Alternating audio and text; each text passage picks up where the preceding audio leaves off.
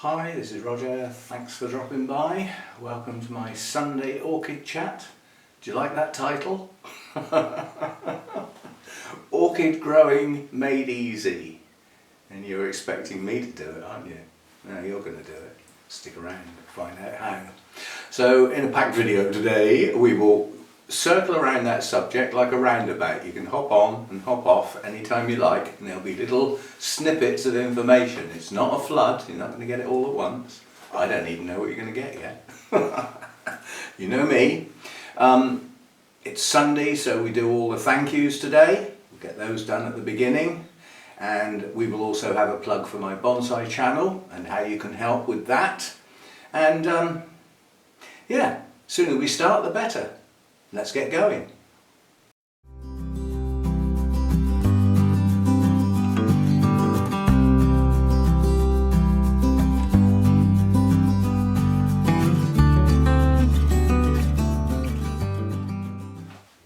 Okay, first of all, as it's Sunday, we get the thank yous out of the way. Those thank yous are thank you for subscribing to the channel. If you found the channel recently and you haven't subscribed, it would be nice if you did so. If you're shiny new to the channel, welcome. I'm Roger. I post most days, sometimes twice. I don't expect everybody to watch every video. You pick and choose. Hopefully my titles are reasonably accurate and not misleading. Therefore, you get what it says on the tin, basically. Do the old thumbs up or thumbs down if you don't like the content. I always go along the lines, if you dislike a video on a channel, the chances are you're probably not going to like most of the others as well. So maybe not the channel for you. Hopefully people come and people stay, that's the goal. Right, thanks to the people who've joined the Patreon site, making a donation to make all this possible. Because with my fixed income and pensions and things, I can't really afford this and I need that top up. So that's going okay, nice and steady, and it's greatly appreciated. You know, I look at it along these lines, a small contribution from many mounts up. Nobody's expected to pile huge amounts of money in, I don't expect that. But those that have put a bit in, it's greatly appreciated. And there's the merchandise, yeah, blah blah blah. I haven't changed that for ages. I've got no plans to do that really. What's there is there, take it or leave it sort of thing. That's that. Right, the bonsai channel. It's important for me to get that second channel going. I used to do my bonsai videos here on the Orchid channel, and there were a lot of orchid dedicated people that used to go, oh, blinking bonsai again. So I've separated them out. They're now on a separate channel. But as it's a brand new channel, it's going to take a while to get going, and that's where you come in to help. The help you can do is subscribe to that channel, and if possible, put a bit of time aside to play a few videos or stick on a playlist. You don't have to watch it necessarily, but I'm aiming to get those watch hours through the boundary with YouTube and get the number of subscribers through that boundary with YouTube. And I can only do that with help. Most of that help is going to come from here. The people that I already know, people who like this channel. So what I'm going to do now is I'm going to put an info card up. If you click on that, it will take you through to my latest bonsai video. You're not going there necessarily to watch it. Hopefully you're going to go there to subscribe, and you can back straight out again, I don't mind. But you know, at least you'll know it's there, and it's then one of the channels you're subscribed to. You may never go there again. I don't mind. Okay? So info card to the bonsai channel coming up now. Right, if you've been away, welcome back. If you haven't, right, so now we'll get back to this subject. Orchid growing made easy. This is a very grand title, isn't it? I can help make it easy. I can't make it easy directly, but we can go round in some big circles, hopefully getting smaller and smaller. No, we're not going to disappear up the proverbial. But what I want to do is go round some subjects and some pointers. Now, first thing I'm going to do is move the camera, so I'll be back. Okay, why did I move the camera? Move the camera because one of the first things I want to talk about in making orchid growing easy is environments. Now that doesn't mean whether it's raining or whether it's sunny, although it could do. The first environment that I want to talk about is what you're doing with your orchid as far as where it lives. That's below the bottom of the plant. Everything below the bottom of the plant. So this is one environment, that's why I've come to stand here. It's called a mount. Yeah? Piece of cork bark, possibly with some moss, preferably live moss in my case because it just works better. And your orchid strapped on so that as the roots grow they attach to the mount. That is as close, I'm talking tropical orchids here, we're not doing dirt orchids, as I call them. I'm only joking, there's some great terrestrials, but I don't grow them. This is as close to the environment, number one, that your orchid can be in. It's growing on top of a branch, on the side of a branch, on the trunk of a tree with some moss around its roots. This is how the majority of the orchids in this room actually grow in the wild if they are species, or their ancestors if they're hybrids. This is how they grow. So this is a good idea? Well, yes and no. In here, it's a good idea. Why is it a good idea in here? Because I can keep the humidity up, and I'm not at work all week. I have the time to keep these hydrated, which if we have a warm spell, I mean today it's actually quite chilly outside considering it's nearly June, and Midsummer's Day is in June, I believe. You know, somebody hadn't told the weather yet. It's a cool day today. So my outside temperature is cool, the temperature on the outside of the glass is cool, with no heating in here, it's not warm in here. So these are not going to dry out anywhere near as quick on a day like this. If it was warm in here, then these could do with some water every single day. Can you do that? If the answer to that is no, then this environment might not be a good idea. Yeah? However, if you can do that, if you can keep the humidity up, normally this is not going to be in your lounge or on your kitchen windowsill. So mounts in a house, not necessarily the best of ideas, unless you separate them out into a dedicated room. So you've now got a room where your orchids live. Now you can keep the humidity up, because you can get rid of your curtains and your soft furnishings that don't like it too humid, they start going a funny colour. So you could have humidity in the home, but it doesn't naturally occur in the rooms where you live. Yeah? The downside of a dedicated room is that you've got to go there to see your orchids. Now I'm lucky, because this has worked well for me, because with my workstation just inside these glass doors, where I sit when I'm using the computer, and even to a degree in my comfy chair while I'm watching telly, I see through these glass doors. I see my orchids. And now in this place, because the sides are not all covered in 2 layers of shade netting this time of year, I can see straight through and into my garden. Not everybody's going to be able to do that. But that part of the environment, this bit outside the glass, is important to me. And it's part of my growing environment because it makes me feel better, happy, all that sort of stuff. So anyway, if you're not going to grow on mounts, then you're going to start growing in pots. Well, what sort of pot? Clay pot, plastic pot, see-through pot, black pot, pot with holes in, pot, yeah? Well, that's only the small part of the apple. He was still talking about making orchids, you know, easy. But decisions have to be made if you want to keep your orchids long term and keep them happy and their well-being good. So the choice of the pot can have an effect on how the orchid's going to grow, depending on the orchid. Possibly, more importantly, what you're going to put in the pot. Now, what you put in the pot combined to a degree with the pot itself is down to your lifestyle and your growing environment. Yeah? If your lifestyle says, I can only water once a week because I'm out at work, then you need something in your pot that's not going to, let's say that day was Sunday, let's say you're going to water on Sunday, if this is how it's going to work for you.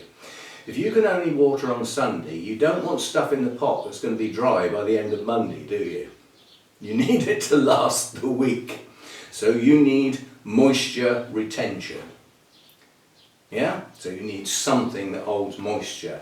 There are artificial media, like the clay balls, and you can go into the sort of semi-hydro thing where, you know, the bottom of the pot's got a reservoir and it wicks up through those clay beads and things and keeps your roots hydrated, and every now and again you need to flush that right through, otherwise that water in the bottom will go stale and become stagnant, and then it's smelly water and it's not good and it will damage your roots. So you still need to refresh.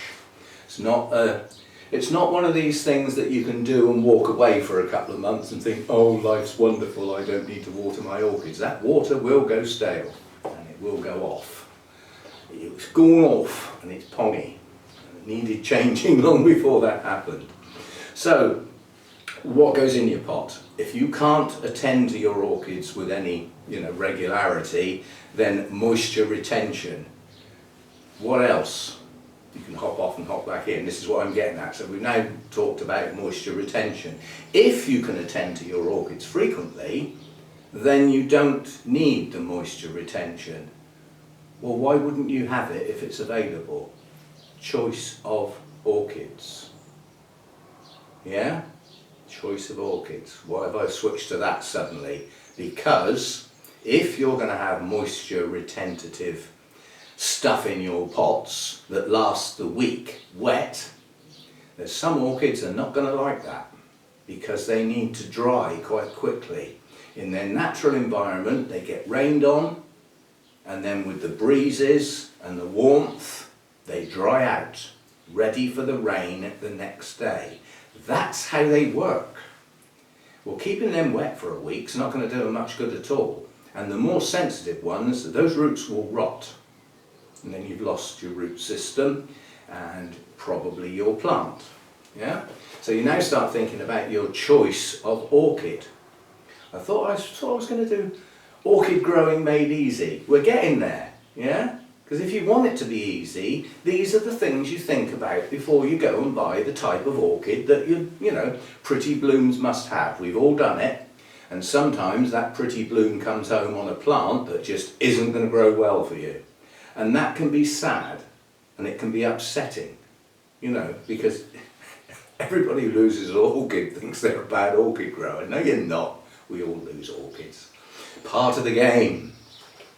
Right, so media choice helps with your orchids and your lifestyle. Yeah? It can also help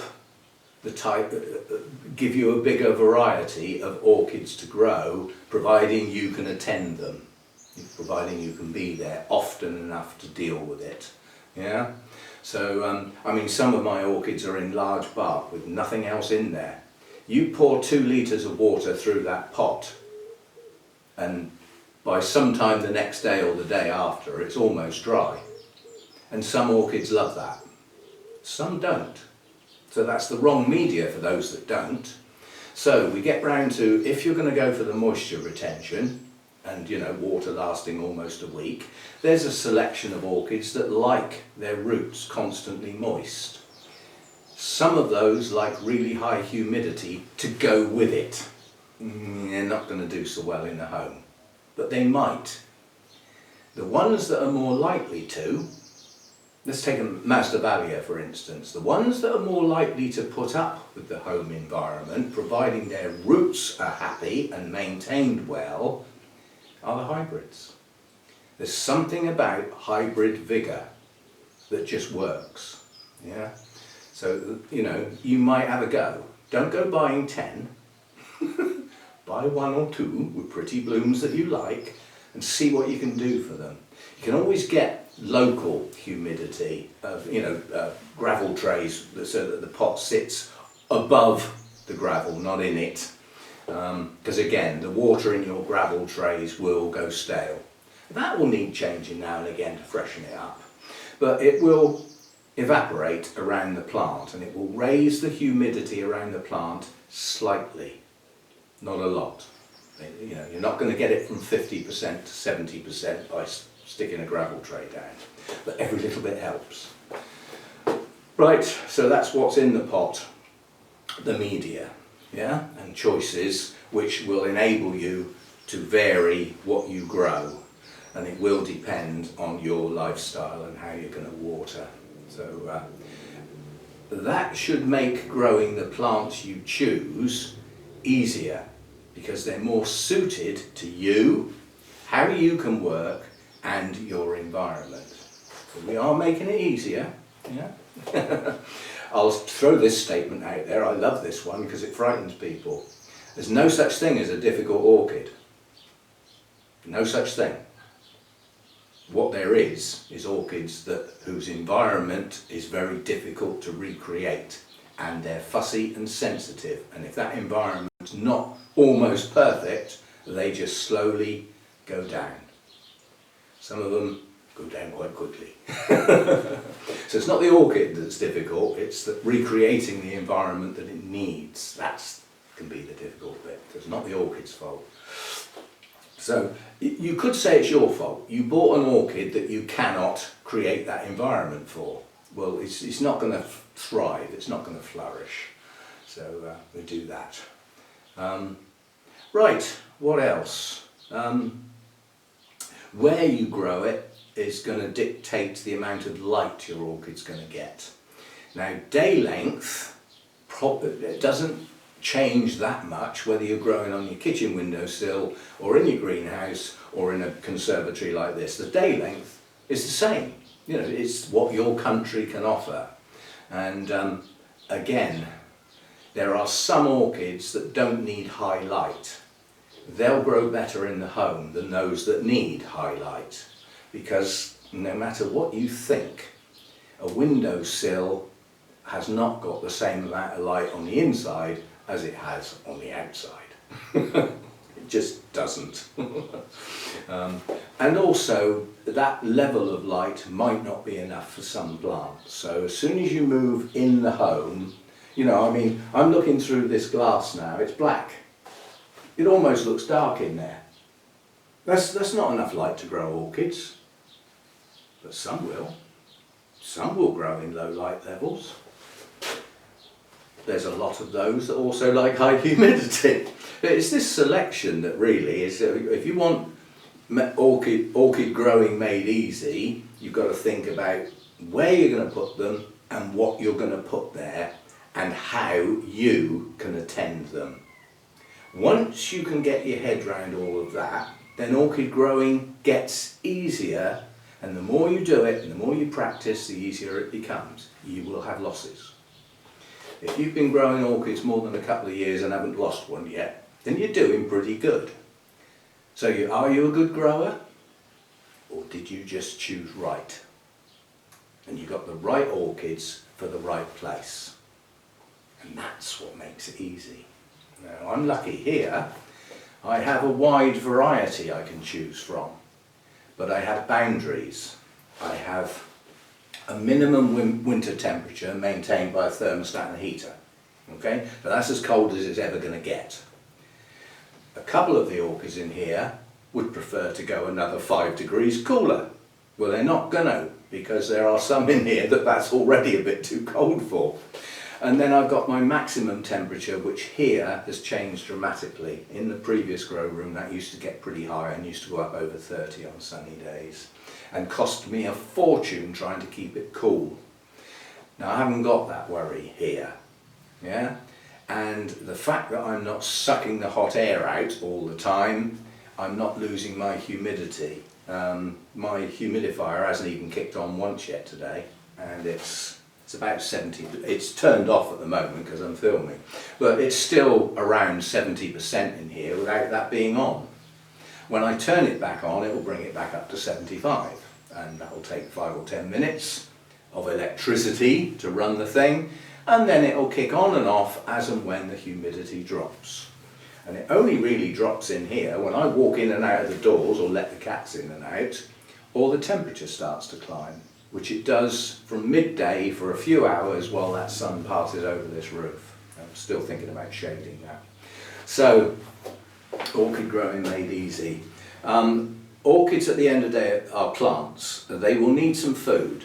Now, unlike other plants, they don't need much.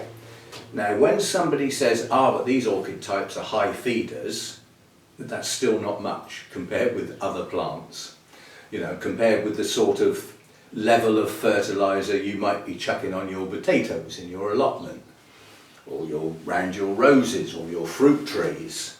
No, not for orchids. That would just be too much. They don't get that.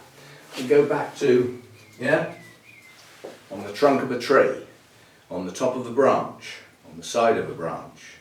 Where are they getting their food from? They get their food from above when it rains. And that will be, sometimes old dead leaves fall off and wash down and get stuck on the bit of the branch, or that will decay slowly, provides a bit of food. On the rare occasions, because trees aren't covered in this stuff, but we got the principle of monkey poo and bird poo. You know, a tree is not full of that stuff, but it does occur. That's metaphorical, it doesn't have to be monkeys.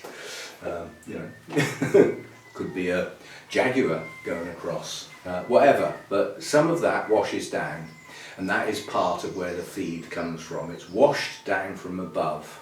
Now, in the places where a lot of these grow, they have a wet season and a dry season, and in that wet season it rains hard virtually every day. So on day one, the first day of the rains after the drier season, probably quite a high dose of food at that point, and it's hard rain, and then he's going to do it again the next day.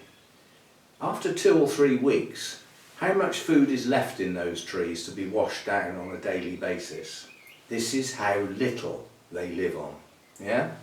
So when you think about feeding your orchids, just not much and not too often. A little bit, relatively often, is better than a 4-course meal followed by starvation for the rest of the week.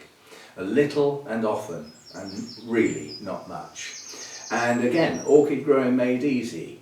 Well, how do I know how much? Well, you can read it on the side of on the container, and if it's a fertiliser specifically for orchids, it will give you measurements so that you know your doses. And that still might be a bit high. It depends what fertiliser you're talking about.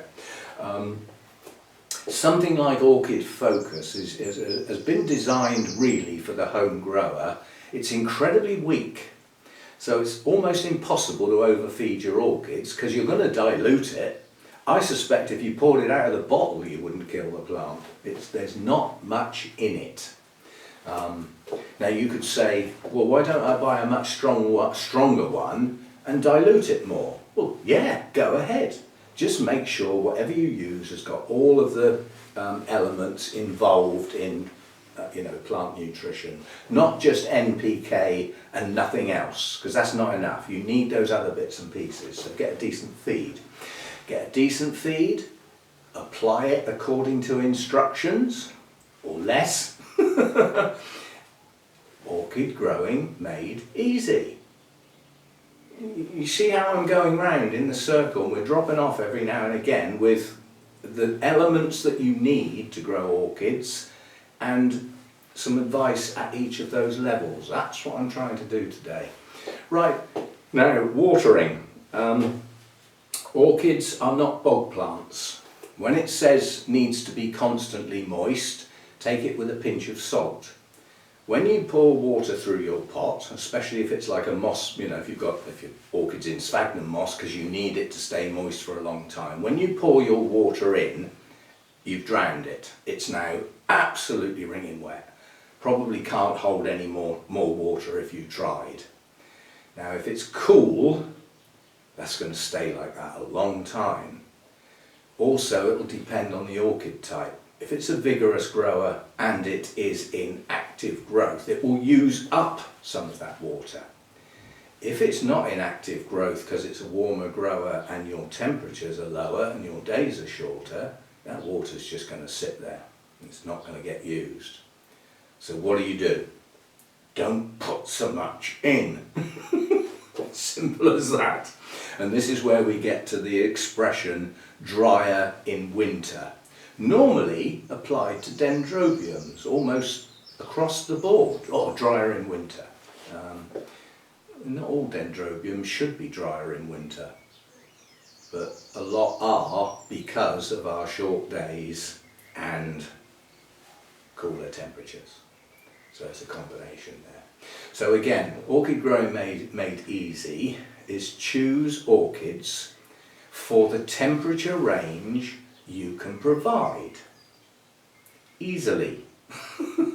Now in the home, you know what your temperature range is. It's where you live. It's what you do.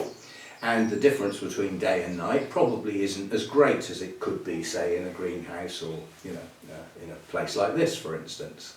So you know what your minimum is, and in a home that minimum's normally okay for growing most orchids, except for those that need to chill down. And some of those orchids that need to chill down, if they don't get that, you'll have a lovely healthy plant and it will grow loads of canes or bulbs and leaves and you won't get any blooms, because it's a trigger. That chill and the dry winter thing is a trigger for the blooms in the spring as the day lengths get longer and the warmth comes back. They're triggers. So some orchids might not do as well in the home because of those factors. Yeah. So again, orchid growing made easy. Well, don't choose those to grow in the home then. Choose those that are going to do good. And that, unfortunately, needs some work. Now that work can be done by you, or it can be done by other people who do it, like me. And instead of you doing all the looking up and all the research, you can listen to others that have already done it and practiced it for a long time. That's the idea of things like YouTube and possibly Facebook. And I'll mention it now, I've got to mention it. On my Facebook group, most of the members in that group have come from here, from the YouTube channel, and have gone across. And a lot of the reasons for doing that is because people can't or don't want to make videos, but they still want to show their orchids off. I've got a massive bloom on this orchid. Where can I show it? Well, on a Facebook group, you take a photo and upload it, and then everybody can see it, and people can talk about their orchids. And that was the point of the group. A discussion area, people can post problems and things like that. Unfortunately, Facebook has a habit, and I've seen it so many times before, of, I'll just say, getting out of hand, where either somebody's ego or inability to just turn and walk away because it's not that important kicks in, and an argument ensues, and it can get heated. Okay, I know it's only text, but you know what I mean. And for those who like the peace and quiet of that group, it upsets them. Now, I don't care who caused the argument, who started it, but I can guarantee you'll finish it. Because if I start getting complaints on that group, the post that caused it, not necessarily the poster, but the post that's caused the hassle will get taken down. Yeah? Judge, jury and executioner. It's my group, my rules. And I'm not having people getting upset for any reason. So if you feel uncomfortable on that group, you come into the messenger bit and you send me a message. Or there is a way to, an official way on a group where you can report the post, and that will come back to me. I check every day. Yeah? I had a complaint. I went and had a look and I thought, yeah, that's getting out of hand. So I stopped the comments. And then I got a couple more. That's you know, one is one too many. 2 or 3 on the same post, the post is down. Like I said, I don't care who started it, I don't even care what it was about. Keep it nice. Yeah? We don't tend to get those problems on YouTube, but and that's only the 2nd time I've ever had to take a post down in the history of that group. And I reckon that's pretty good. So to all of you who like the group and use it and enjoy being there, well done. Yeah? For keeping it nice. It's important. Right, that's that out of the way. I had to say something. But, and I'm not apologising to whose post it was or who was making what point and who was right and who was... Don't care. If the post upsets people, down it goes. That's the rules. Right, back to orchid growing made easy. Know your environment, know your workload and how much effort and time and when you can put that workload in. Choose orchids that suit that and choose how you're going to grow them, in what, carefully to match all of that. And who made orchid growing easy? Was it me or was it you? It's you.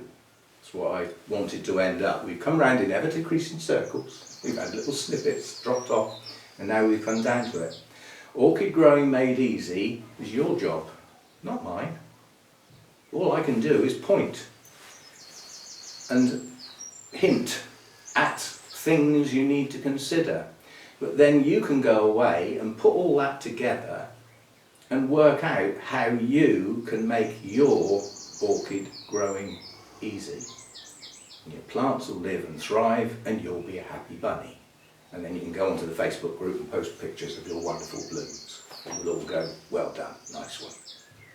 So that's it for today. I'm going to put a couple of bits at the end like I usually do, so there'll be another video to go and watch if you choose to do so.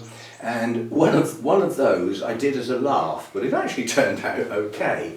I did a video, I went through every genus that I've got here in one video, giving some hints on care.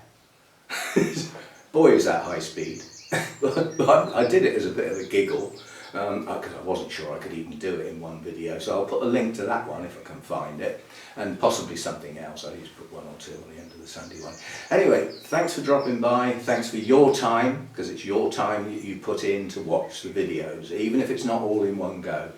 And if you are still watching, and you are watching and you're not subscribed, it would be appreciated if you did. And don't forget to get across and give that bonsai channel a bit of a dig. I have found some things out that watch hours are watch hours. It doesn't matter who makes them, and it doesn't matter how many times a video is watched by an individual. They are still watch hours, and that's what I need to go up. That's what I need to be pumped into that channel. So an individual can run the same playlist over and over again, clocking up watch hours in the background, running overnight, not even watching it. So there are ways of getting watch hours up. I'm not supposed to be saying this sort of thing. I'm sorry, but if YouTube have switched to watch hours because they can't be artificially done.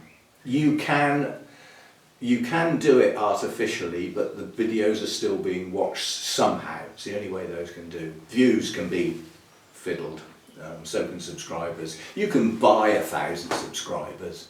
You know, they're not real, but they bump your number up. Now, I'm not going down those roads. We'll do it with real people, yeah?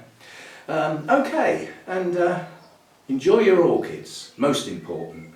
If they're a chore, then you either need less or you need a different hobby. Now that's why I've got 2 hobbies. That's why I've got the bonsai, which is picking up this year. I'm getting back into that and quite enjoying it. And a lot of that is because I can see them out of the window, because I'm not enveloped in shade netting, sort of almost working in the dark there, and I'm enjoying this a lot more. So yeah, see you next time. Thanks for dropping by. Things to come in the immediate future are the last one of the 2022 Project Orchids, or 20 on one of the titles I put too many 2s on the end and somebody thought I'd gone into time travel. Nah, just held the key down too long and didn't notice it, of course. You know what I meant.